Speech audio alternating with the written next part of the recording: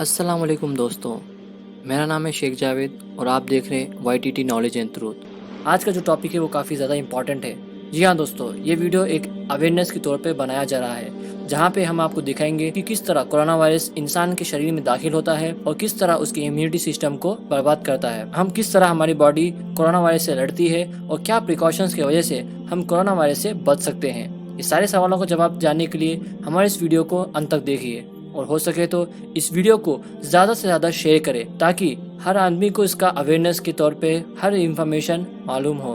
तो चलिए दोस्तों, बिना कोई देरी करते आज का वीडियो शुरू करते हैं। इस वीडियो में 3D एनिमेशन की मदद से हम ये सीखेंगे कि किस तरह कोरोना वायरस इंसान के शरीर में एंटर कर गया तो किस तरह इंसान को मारता है। हमें दिखाई दे या नहीं, बट कोई इंसान जब छींकता है तो उसके मुंह से नाक से 3000 सलाइवा ड्रॉपलेट्स निकलते हैं और जब इंसान छींकता है तो करीबन 40,000 ड्रॉपलेट्स निकलते हैं। अब चौंकाने वाली बात यह है कि इस एक सलाइवा ड्रॉपलेट में करीबन 20 लाख तक कोरोना वायरस होते हैं और जब ये ड्रॉपलेट्स निकलते हैं तो करीबन 300 किलोमीटर प्रति घंटे से ये ड्रॉपलेट्स ट्रैवल करते हैं, यानी स्पीड से 1 मीटर दूरी पर ट्रैवल कर सकते हैं। इसलिए आपको बार बार बोला जाता है कि कम से कम 1 मीटर की दूरी बनाए रखो। पर सवाल ये है, क्या कोरोना वायरस हवा में फ्लोट कर सकता है? इसके दो जवाब है। पहला जवाब है हाँ, कोरोना वायरस हवा में तैर सकता है, लेकिन एक स्पेशल केस में। वो स्पेशल केस ऐसे है कि हमें दिखे या ना दिखे, लेकिन हमारे चारों तरफ डस्ट पार्टिकल्स होते हैं। अब कोरोना वायरस से इन्फेक्टेड इंसान जैसे ही खांसेगा या छींकेगा,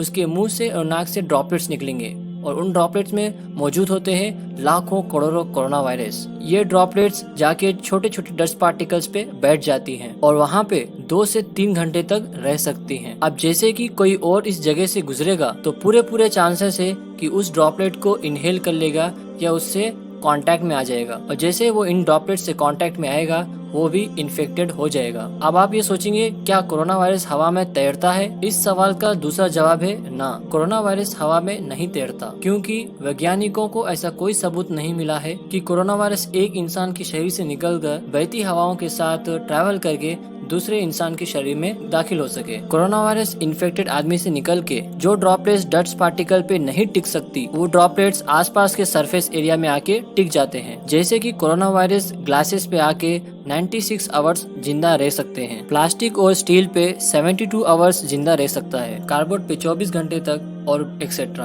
अब जैसे ही कोई नॉन इन्फेक्टेड आदमी ऐसे सरफेस में आके कांटेक्ट होगा और उसके बाद अपने नाक, आंख और मुंह को हाथ लगाएगा तो कोरोना वायरस उसके बॉडी में आसानी से एंटर कर जाएगा। ये समझने के लिए कि कोरोना वायरस हमारे बॉडी को इन्फेक्ट कैसे करता है, पहले आपको ये समझना होगा कि लंग्स हमें सांस लेने में हेल्प कैसे करते हैं। हर इंसान के पास 2 लंग्स होते हैं, इसे बोला जाता है विंड पाइप, यानी कि सांस लेने की नली। आपके लंग्स तक पहुँचते पहुँचते ये विंड पाइप 2 हिस्सों में, यानी ये कहें कि 2 ट्यूब्स में बढ़ जाता है। इस हिस्से को बोला जाता है ब्रोंकाई। ये ब्रोंकाई आगे और भी छोटी छोटी हिस्सों में बढ़ जाते हैं, जिसे बोला जाता है ब्रोंकियोल्स। अब जैसे ही आपने सांस ली, ऑक्सीजन इस विंड पाइप से होती हुई फिर इन 2 ब्रोंकाई से होती हुई इन अनेकों ब्रोंकियोल्स में पहुंच जाती है। इसके बाद असली खेल शुरू होता है। इन ब्रोंकियोल्स की एंड में इधर मौजूद होती है एल्वियोलाई। यही है वो जगह जहाँ पे हमारे बॉडी में ऑक्सीजन और कार्बन डाइऑक्साइड एक्सचेंज होता है। क्या आप भी हैरान हैं? तो चलिए आइए देखते हैं कैसे। जो ऑक्सीजन ब्रोंकियोल्स में पहुंच चुकी थी, अब वो और आगे बढ़ते हुए एल्वियोलाई में एंटर करेगी।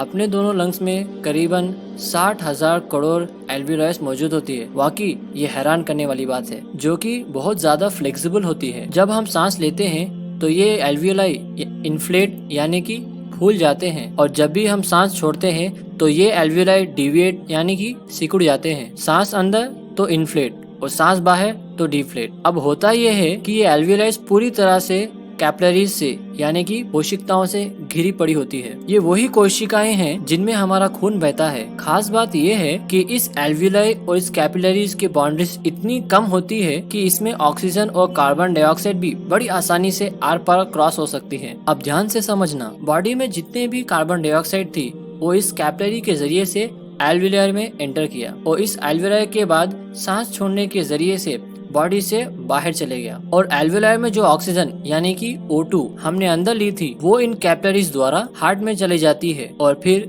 बाकी शरीर में। है ना हैरान करने वाली चीज? CO2 कैपिलरीज से एल्वियोलाई में और फिर शरीर के बाहर और O2 लंग्स के जरिए से एल्वियोलाई में और उसके बाद शरीर के अंदर। अब आपने शायद बचपन में पढ़ा होगा हमारा पूरा शरीर सेल से ही बनता है। तो अब ऑब्वियस ही बात है, ये एल्वियोलाई जो हमारी लंग्स की एंडिंग है वो भी सेल से ही बनी है, ये ब्रोंकियोस भी सेल से बने हैं, ये ब्रोंकाई भी सेल से बनी है, ब्रेन, विंड पाइप वगैरह सब सेल से बने हुए हैं। अगर इस जगह बहुत ज्यादा जूम इन कर दिया जाए तो जिस सेल की हम बात कर रहे हैं वो कुछ ऐसा दिखाई देगा। आपने कभी ऐसा देखा है? ये हमारे शरीर की सबसे छोटी सेल यूनिट है। हमारा शरीर कुछ ऐसी 37 लाख करोड़ यानी 37.2 ट्रिलियन सेल से बना हुआ है। क्या कभी आपने इससे पहले ऐसा सुना है? तो कमेंट करके हमें जरूर बताइए। ये सेल्स में बाहर की तरफ ये सेल मेम्ब्रेन यानी एक प्रकार की बाउंड्री मौजूद होती है। तो सारा खेल इस सेल मेम्ब्रेन में घुसने का है। अगर ये कोरोना वायरस इस सेल मेम्ब्रेन में घुस गया तो फिर वो अपनी करोड़ों कॉपीज बना लेगा और इंसान को इन्फेक्ट कर देगा। अब यहाँ पे खेल शुरू होता है। अब ध्यान से सुनो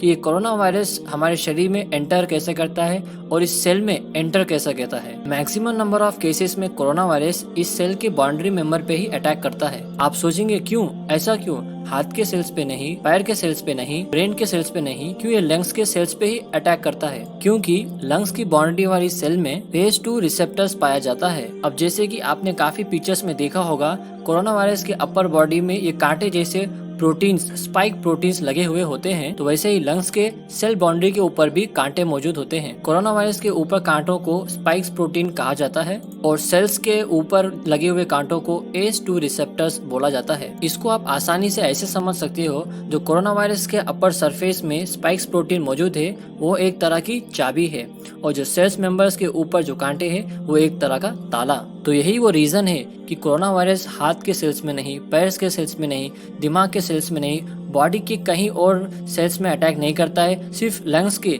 बाउंड्री सेल मेंबर्स पे अटैक करता है। क्योंकि हाथ, पैर, ब्रेन के सेल्स में A2 रिसेप्टर्स नहीं पाया जाता है और जो कोरोना वायरस के चाबी का ताला है वो इस सेल मेंबर पे ही है। ध्यान में रखने वाली बात ये है कि ये cell membrane semi permeable membrane होती है। इसका मतलब सेल के आसपास में मौजूद सभी चीजें सेल में एंटर नहीं कर सकती, पर कोई कोई कर सकती है। जैसे कि न्यूट्रिएंट्स सेल्स के बाहर से अंदर जा सकते हैं और सेल के अंदर जो वेस्ट मटेरियल होगा वो बाहर की तरफ जा सकता है। अब जैसे कि सेल्स के ऊपर जो ACE2 रिसेप्टर्स है उसके ऊपर कोरोना वायरस जाके लॉक हो जाता है, तो सेल ये समझता है कि ये फ्रेंडली चीज है और उसको अपने अंदर ले लेता है, यानी एंटर करा लेता है। और दोस्तों बस यहीं से तबाही शुरू।